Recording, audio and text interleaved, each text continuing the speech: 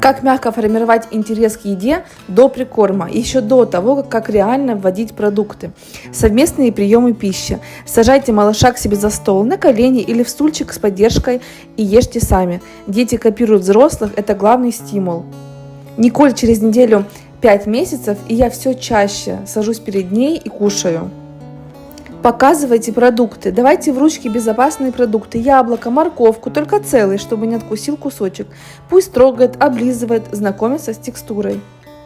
Детская посуда. Разрешайте малышу играть ложкой, силиконовой тарелкой. Он привыкнет к атрибутам еды.